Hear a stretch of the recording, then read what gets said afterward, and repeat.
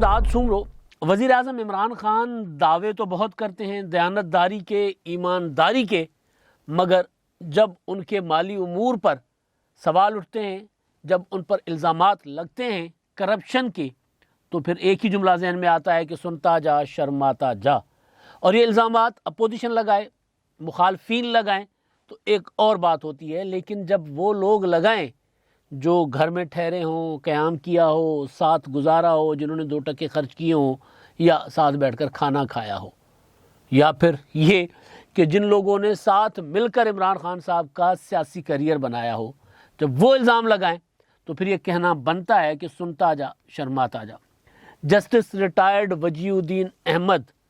باوقار آدمی ہیں، اور ان کے اپنے کیریئر پر، کیونکہ وہ جج رہ چکے ہوئے ہیں، کوئی الزام نہیں، کوئی داغ نہیں۔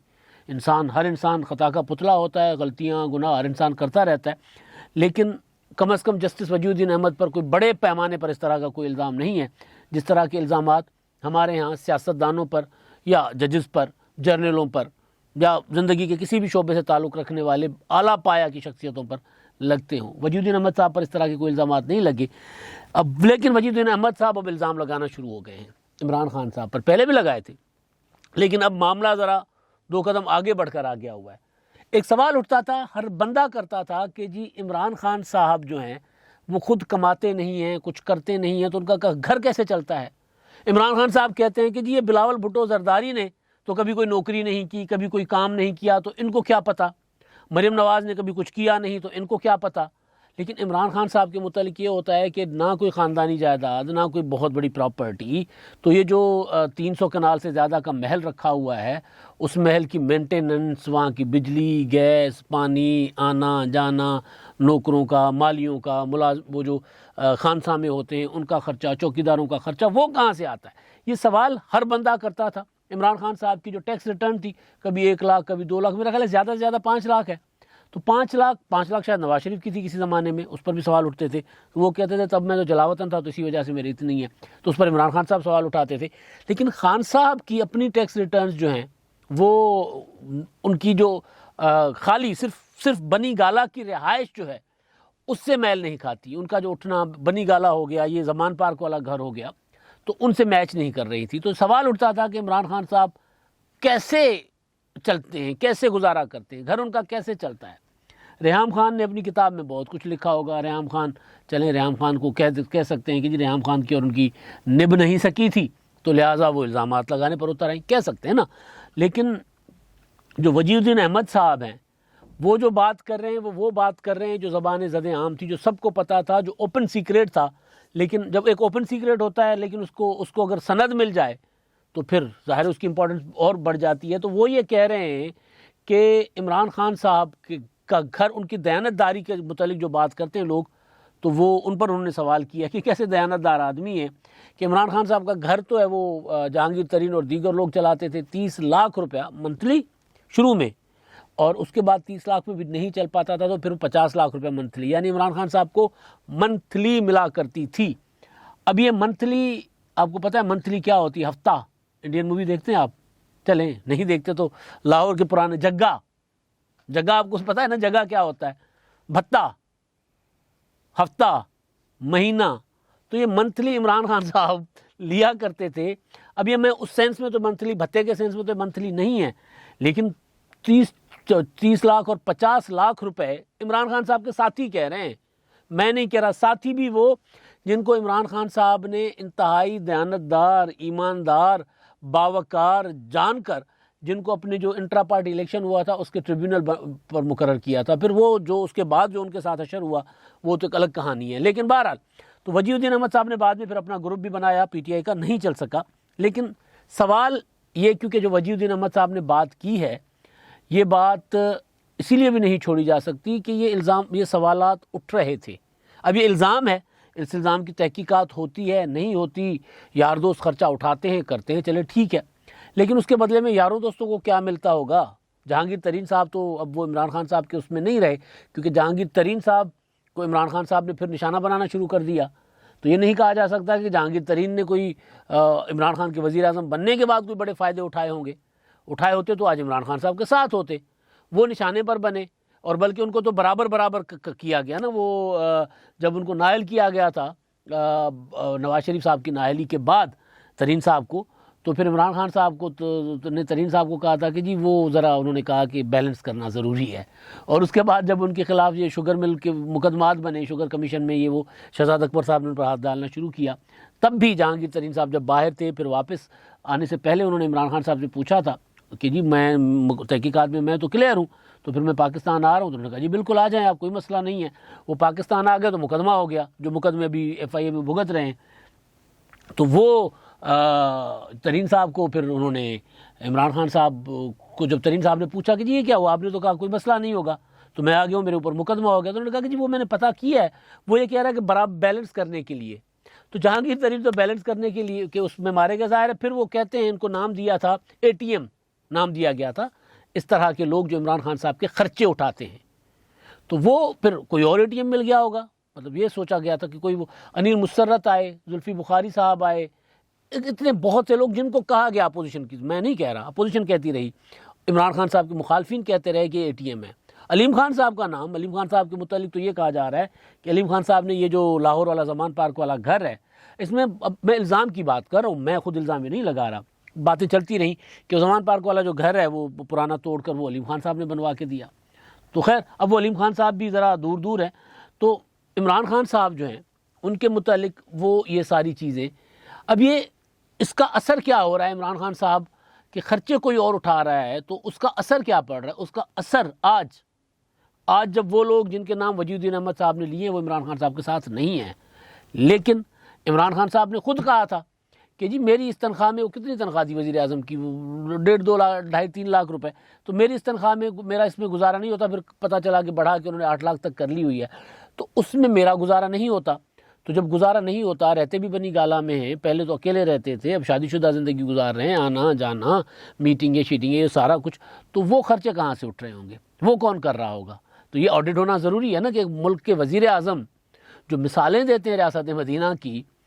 پھر ان کے خرچے جو اٹھائے جاتے ہیں آج, وہ کون اٹھا رہا ہے آج, اور ان کو بدلے میں کیا مل رہا ہے. یہ تو سوال اٹھ رہا ہے نا اب کہ ان کو بدلے میں کیا مل رہا ہے. بدلے میں مل رہا ہے ان کو بہت کچھ مل رہا ہے, اور لوگوں کو مل رہی ہے مہنگائی. آج وفاقی کابینہ کا اجلاس تھا, اور وفاقی کابینہ کے اجلاس کے بعد بریفنگ دی ہے ہمارے فواد بھائی نے, فواد چودھری صاحب نے. وہ بریفنگ میں غور سے سن رہا تھا بریفنگ, اس میں ایک تو وجیہ الدین احمد صاحب کے لیے انہوں نے کہا کہ جی اے مسخرے ہیں, مطلب وجیہ الدین احمد صاحب, سوال ہوا صحافی نے کیا تھا, اور انہوں نے کہا کہ وجیہ الدین احمد جیسے کئی مسخرے چل رہے ہوتے ہیں, اور ان کو تو ان کے گھر والے بھی امپورٹنس نہیں دیتے, آپ پتہ نہیں کیوں ان کو امپورٹنس دیتے ہیں. وہ ایسی بات اس لیے کر دیتے ہیں تاکہ میڈیا ان کے متعلق سوال کرے. تو آپ بھی ایسے مسخروں کو جو ہے وہ اہمیت نہ, آپ کو ایسے مسخروں کو اہمیت نہیں دینی چاہیے. اب بات یہ ہے کہ وجیہ الدین احمد صاحب تو عمران خان صاحب کے ساتھ تب تھے جب فواد چودھری صاحب نہیں تھے, تو لہٰذا ان کو زیادہ پتہ ہوگا. فواد چودھری صاحب تو ان دنوں میں آئے جب عمران خان صاحب کے پاس جہاز بھی تھا, ہیلی کاپٹر بھی تھے, اڑن تشتری میں پھر رہے ہوتے تھے. عمران خان صاحب کے ساتھ تو مجھے اچھی طرح یاد ہے جب میں نے خان صاحب کا انٹرویو کیا تھا 2003-4 میں,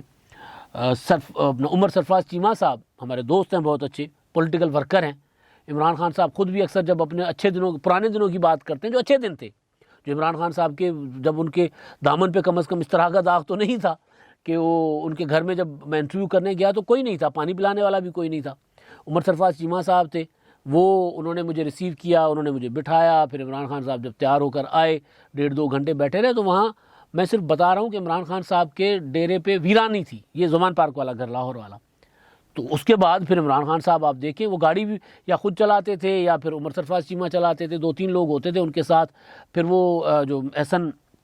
صدر تھے پنجاب کے مرحوم, ایک بریگیڈیئر, ایک ایڈمرل ہوا کرتے, ریٹائر ایڈمرل. تو اس طرح کے لوگ کچھ گزر گئے, اور جو زندہ ہیں وہ عمران خان صاحب کے ساتھ نہیں ہیں. عمران خان صاحب کے ساتھ نئے لوگ آ گئے جن کو کہا جا رہا ہے اے ٹی ایم. تو بہرحال معاملہ تھا وجیہ الدین احمد صاحب کا. تو ان کے متعلق فواد چودھری صاحب نے جو بات کی ہے, وجیہ الدین احمد صاحب نے اگر کل ان کے اوپر کوئی مقدمہ کیا, عتق عزت کا کوئی دعویٰ دائر کیا,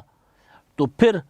ممکن ہے کہ فواد چودھری صاحب پھر اسی طرح جو الیکشن کمیشن میں انہوں نے جا کر کہا تھا کہ جی یہ میں نہیں, میرا یار بول رہا ہے, میں نے نہیں کہا, مجھے تو وزیر اعظم صاحب نے کہا تھا, الیکشن کمیشن پر اتنے بڑے الزام لگانے کے بعد فواد چودھری صاحب کو جب بلایا گیا تھا تو انہوں نے معافی مانگی، اور معافی مانگنے کے بعد انہوں نے کہا تھا کہ جی میں نے نہیں کہا، میں تو ماؤتھ پیس ہوں، میں تو جو کابینہ فیصلے کرتی ہے، جو مجھے حکم ملتا ہے میں وہ کرتا ہوں۔ کابینہ کے فیصلے مطلب وزیر اعظم عمران خان صاحب، تو فواد چودھری صاحب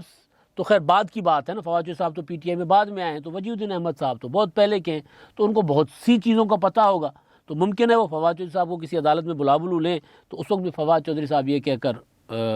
معافی مانگ لیں۔ عمران خان صاحب تو خیر یہ بھی نہیں کرتے، شہباز شریف صاحب والا جو معاملہ تھا حتیٰ کہ عزت کا، اس میں وہ نہیں جا رہے۔ تو خیر اب ایک تو معاملہ یہ تھا، اور دوسرا وفاقی کابینہ کا کیونکہ ذکر آیا ہے، تو وفاقی کابینہ کی جب میں بریفنگ سن رہا تھا